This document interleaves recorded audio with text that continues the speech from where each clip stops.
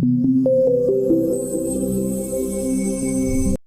ये एक सवाल है जिसमें हमें एक ट्रायल बैलेंस गिवन है और इस ट्रायल बैलेंस का ना debit side is not equal to the credit side which is giving us an indication that there is an error either in the journal or the laser.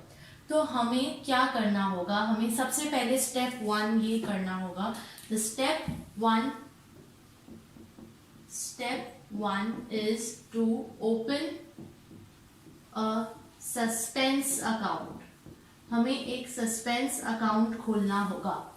क्यों? क्योंकि एक suspense है कि ये गलती कहाँ हुई। हम एक अकाउंटेंट हैं जो एक फैक्ट्री का अकाउंट्स डील कर रहे हैं और उसकी हर transactions, day to day transactions, routine transactions को रिकॉर्ड कर रहे हैं, पोस्ट कर रहे हैं जर्नल में, फिर लेजर में, फिर उसका ट्रायल बैलेंस बना रहे हैं। और जब ट्रायल बैलेंस बनाते हैं तो उसका मकसद ही यही होता है कि वो हमें आइडेंटिफाई करके बताए कि जर्नल में गलती है या लेजर में कोई गलती तो नहीं, और अगर गलती हुई है तो उसको जाके रेक्टिफाई कर लिया जाए before we proceed on to the final accounts. Alright, तो हमें इधर गलती दिख रही है। क्या गलती दिख रही है? That there is a difference of 6500। There is a difference of 6500। The debit side is understated by 6500। Therefore, we are going to open a suspense account. हम एक suspense account खोलेंगे ये शो करने के लिए कि यहाँ पे एक 6500 की कोई गलती हुई है जिसकी वजह से डेबिट साइड हमारा कम शो हो रहा है, कम है, अंडरस्टेटेड है। तो ये याद रखने के लिए ताकि इन फ्यूचर हम इस गलती को इन्वेस्टिगेट करना ना भूल जाए, हमने यहाँ पे लिख लिया, ओपन कर लिया एक सस्पेंस अकाउंट। साथ ही साथ हमने यहाँ पे सस्पेंस अकाउंट का एक लेजर अकाउंट भी खोल लिया ताकि जैसे जैसे हम इन्वेस्टिगेशन में आगे बढ़ेंगे और जैसे जैसे हमें पता चलती जाएंगी कि अच्छा ये गलती थी, यहाँ गलती थी, तो हम उसको रेक्टिफाई करते जाएं उसी वक्त। तो हमने ओपनिंग बैलेंस अपना खोल लिया because it is on the debit side, we are posting it on the debit side. Alright, अब हम देखते हैं कि सम हमें बता रहा है कि ये 4 एरर्स हुए हैं और इन 4 एरर्स की वजह से ये डिफरेंस आ रहा है। 6500 का अंडरस्टेटमेंट आ रहा है ऑन द डेबिट साइड। तो let's see how to deal with these errors. हम एरर्स को जब भी डील करेंगे हमें एक चीज याद रखनी होगी कि हमें पहले तो जर्नल एंट्रीज बनानी पड़ेगी।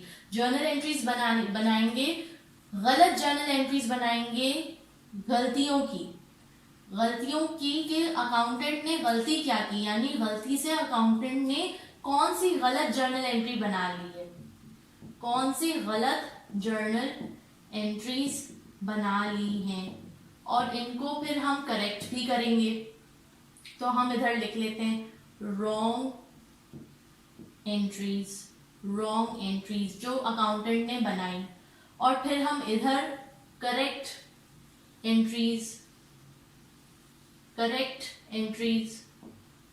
ऑलराइट, करेक्ट एंट्रीज इधर लिखेंगे। ठीक है, तो पहले तो गलत एंट्रीज जो अकाउंटेंट ने बनाई। Error number one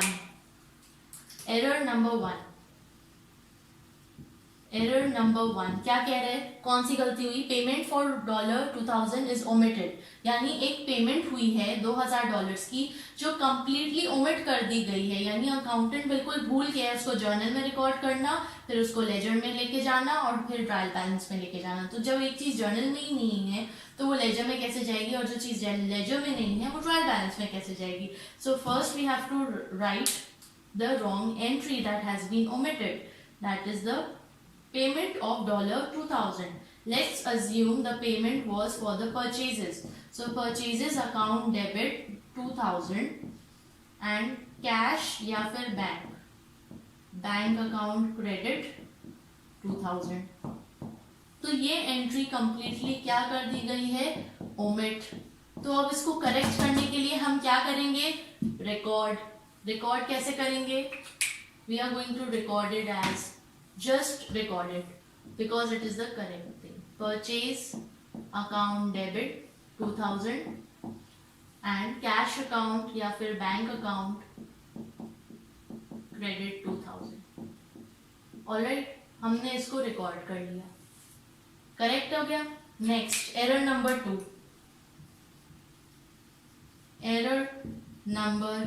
2। total for sales on the sales day book was $15,970. This was correctly posted to receivable account but was posted as $19,570 to the sales account. अब यहाँ क्या हो रहा है कि एक सेल्स हुई है जिसको करेक्टली रिकॉर्ड तो कर लिया गया है रिसीवेबल्स अकाउंट में, लेकिन सेल्स अकाउंट में उसकी अमाउंट गलत डाल दी गई है। तो यानी कि अकाउंटेंट ने क्या गलती की है, अकाउंटेंट ने रिसीवेबल्स अकाउंट तो करेक्टली रिकॉर्ड किया है विच इज $15,970, लेकिन सेल्स अकाउंट में उसने गलत अमाउंट डाल दी है 19,570। अब 19,570 यानी कि कितनी अमाउंट ज्यादा उसने डाल दी है, तो let's see 19,570 minus 15,970 gives us 3,600, यानी कि sales account is overstated by $3,600 by $3,600। Okay, ये ओवरस्टेट हो गया। तो जब एक चीज ओवरस्टेटेड है यानी कि सेल्स जब भी बढ़ता है हम उसको किस साइड पे रिकॉर्ड करते हैं, क्रेडिट साइड में, because that is our debit credit rule, the golden rules. तो जब भी हमारा सेल्स या इनकम बढ़ती है हम उसको क्रेडिट साइड में रिकॉर्ड करते हैं। और अभी इधर गलती क्या हुई है कि हमने 3,600 ज्यादा रिकॉर्ड कर लिया अकाउंटेंट ने। तो जो गलती हुई है, ज्यादा रिकॉर्ड कर लिया है सेल्स अकाउंट में अकाउंटेंट ने, तो अब उसको करेक्ट करने के लिए हमें क्या करना होगा, सेल्स अकाउंट कम करना होगा। तो जब हम उसको कम करेंगे, सेल्स अकाउंट को कम करने के लिए किस साइड पे लेके जाना होगा सेल्स अकाउंट को, हमें सेल्स अकाउंट को लेके जाना होगा डेबिट साइड पे। So sales account debit 3,600। Okay, अब सेल्स अकाउंट डेबिट 3,600 तो हो गया। यहाँ पे हमारे रिसीवेबल्स जो है वो अकाउंटेंट ने बिल्कुल करेक्टली पोस्ट किए हैं। तो अब आप बताइए क्या हम इसको एज इट इज छोड़ सकते हैं? नहीं, कभी भी नहीं, because it's a wrong journal entry. ये जर्नल एंट्री मुकम्मल ही नहीं होगी जब तक हम इसका क्रेडिट साइड नहीं लिखेंगे। तो हम इसका क्रेडिट साइड लिखने के लिए क्या करेंगे, हम इसको नहीं छेड़ेंगे, रिसीवेबल को नहीं छेड़ेंगे। क्यों? Because it is correctly posted, we can not disturb this. If we are going to disturb this, तो ये जो करेक्टली पोस्टेड है ये गलत हो जाएगा। तो अब हम क्या करेंगे, हमने इसका नाम नहीं लिखना, अब हमने यहाँ पे सस्पेंस अकाउंट लिखना है। ये काम है सस्पेंस अकाउंट का। 3,600 यानी हमने इन्वेस्टिगेट किया और इन्वेस्टिगेशन के दौरान हमें ये पता चला कि एरर नंबर 1 था ओमिशन की वजह से कि हमने एक एंट्री ओमिट कर दी। एरर नंबर 2 था ये ओवरस्टेटमेंट के सेल्स अकाउंट में हमने ज्यादा अमाउंट लिख दी है। तो हमने सेल्स अकाउंट की अमाउंट को कम करने के लिए डेबिट साइड में रिकॉर्ड किया और सस्पेंस अकाउंट को क्रेडिट कर दिया 3,600 से। अब आपको क्या लगता है, हम इस सस्पेंस अकाउंट को, इस जर्नल एंट्री को यहाँ ऐसे ही छोड़ देंगे? नहीं, हमने सस्पेंस अकाउंट को जर्नल में ट्रांसफर करना है। तो सस्पेंस अकाउंट के खाते में हम क्या लिखेंगे, सस्पेंस अकाउंट किस साइड पे पोस्टेड है, क्रेडिट साइड पे। तो क्रेडिट साइड पे पोस्टेड है तो हम इसकी कहानी किस साइड लिखेंगे, क्रेडिट साइड में। क्या लिखें, sales account 3,600। Okay, so we have dealt with error number 1 and error number 2, हमने डील कर लिया है। अब हम आते हैं error number 3 and error number 4 पे। एरर नंबर 3 हमें क्या कह रहा है, एरर नंबर 4 क्या कह रहा है, आइए देखते हैं। एरर नंबर 3 कह रहा है कि cash purchases of $700 were credited to the purchase account। तो ये कह रहा है कि एक कैश की परचेज हुई है $700 की, $700 की परचेज हुई है जिसको अकाउंटेंट ने कैसे रिकॉर्ड किया है, अकाउंटेंट ने रिकॉर्ड किया है कैश अकाउंट क्रेडिट $700, जो कि सही एंट्री है। लेकिन उसने परचेज अकाउंट डेबिट करने के बजाय क्रेडिट कर दिया है, कितने से, 700 से, विच इज रॉन्ग। तो ये रॉन्ग है, तो उसको करेक्ट करने के लिए क्या करना होगा, करेक्ट करने के लिए परचेज अकाउंट किस साइड पे रिकॉर्ड करते हैं, डेबिट साइड पे। तो इसको हम कहाँ लेके जाएंगे, डेबिट साइड पे। क्या हम इस डेबिट साइड को 700 लेके जाएंगे इधर, ठीक है। लेकिन क्या आपको नहीं लगता कि मैंने परचेज अकाउंट क्रेडिट 700 को करेक्ट करने के लिए परचेज अकाउंट डेबिट 700 लिख तो दिया है, जिसका इम्पैक्ट क्या पड़ेगा, इसका इम्पैक्ट ये पड़ेगा that this entry will nullify my this entry, which means I have done or I have corrected half of my entry. Half of my entry को मैंने करेक्ट कर लिया, यानी कि जो परचेज अकाउंट क्रेडिट में $700 लिख दिए गए थे गलती से, मैंने उसको मिटा दिया है, अंडू कर दिया है ये एंट्री बना के। लेकिन अभी भी मैंने यहाँ पे परचेज अकाउंट डेबिट आना चाहिए 700, वो नहीं लिखा। यहाँ पे अभी भी एक गलती है, वो गलती क्या है कि कैश अकाउंट क्रेडिट 700 तो है, दैट इज करेक्ट, और इसको जो क्रेडिट गलती में से हो गया था क्रेडिट में डाल दिया गया था, उसको भी मैंने रिमूव तो कर दिए है, रिमूव कर दिए, लेकिन डेबिट साइड में अभी भी रिकॉर्डिंग नहीं हुई। किसकी? परचेज अकाउंट डेबिट की। परचेज अकाउंट की 700 से डेबिट नहीं किया गया है, रिकॉर्डिंग नहीं की गई है, तो अब लिहाजा उसको रिकॉर्ड करने के लिए I must record purchase account debit 700 twice alright। तो यानी कि मेरी ये जो पहली दफा जो मैंने परचेज अकाउंट डेबिट लिखा, पहली दफा जो मैंने परचेज अकाउंट डेबिट लिखा, इसका इम्पैक्ट क्या हुआ? इसका इम्पैक्ट ये हुआ कि इसने मेरे इस क्रेडिट वाली एंट्री को जो कि गलत थी कैंसिल कर दिया, नलिफाई कर दिया, रिमूव कर दिया। लेकिन इस यहाँ पे अभी भी परचेज अकाउंट डेबिट 700 नहीं लिखा हुआ, तो उसको लिखने के लिए, उसको करेक्ट करने के लिए, उस गलती को, उस मिसिंग एंट्री को इनपुट करने के लिए, मिसिंग एंट्री को रिकॉर्ड करने के लिए मैंने परचेज अकाउंट डेबिट 700 दोबारा लिखा।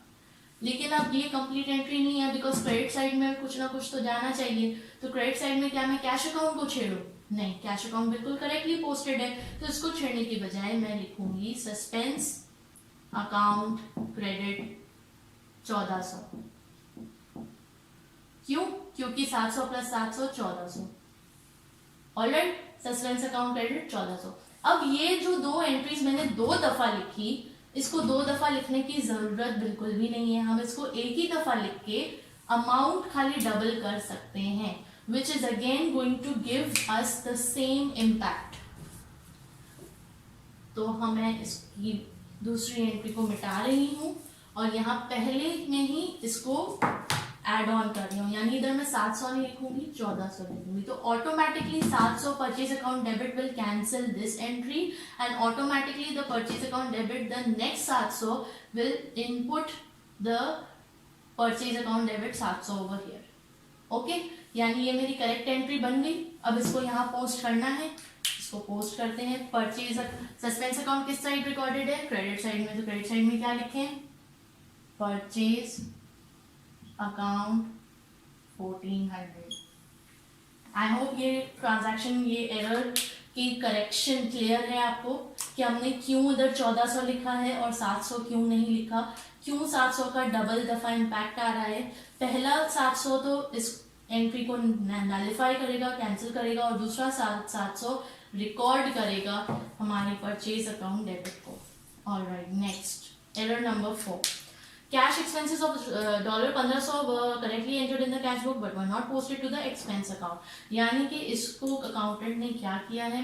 अकाउंटेंट ने कैश अकाउंट क्रेडिट करेक्टली किया है $1500, बट वो उसकी दूसरी साइड रिकॉर्ड करना ही भूल गया है, वो उसने एक्सपेंस अकाउंट डेबिट रिकॉर्ड ही नहीं किया।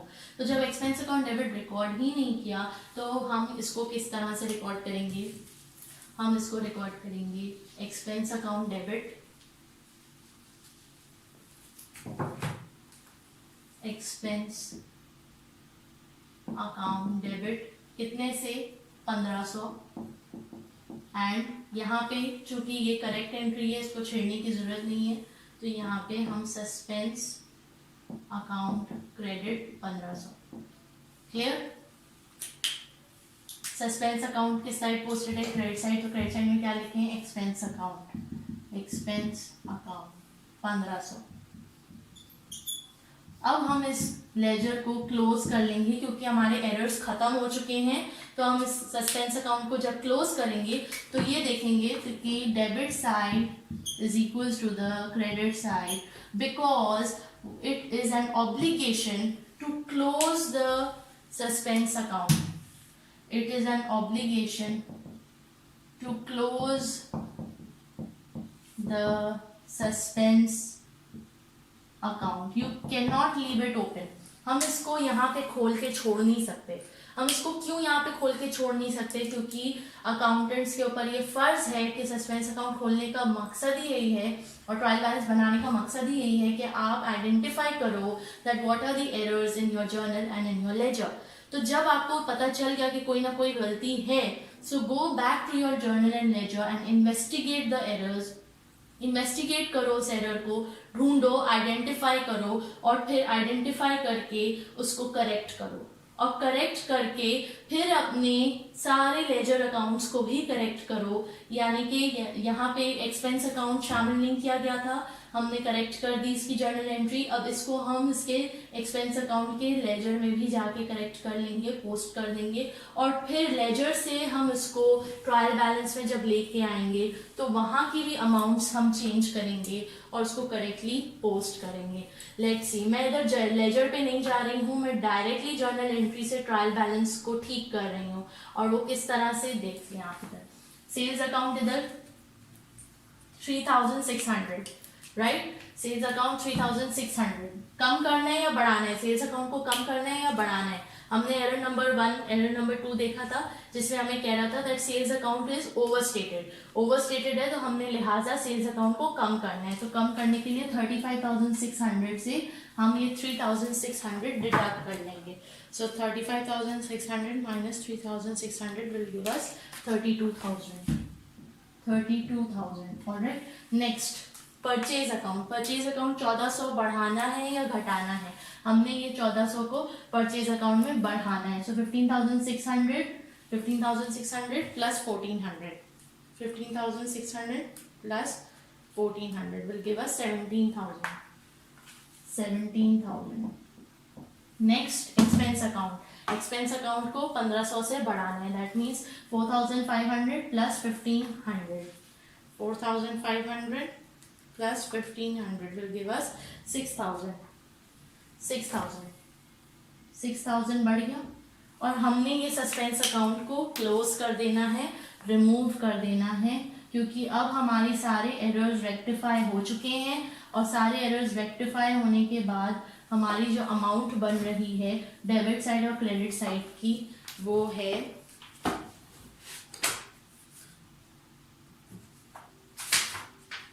65,300, वो है 65,300। So now our debit and credit are equal, debit is equal to credit, all errors have been rectified, corrected and done. तो ये था पूरा suspense account. I hope it is clear. Thank you.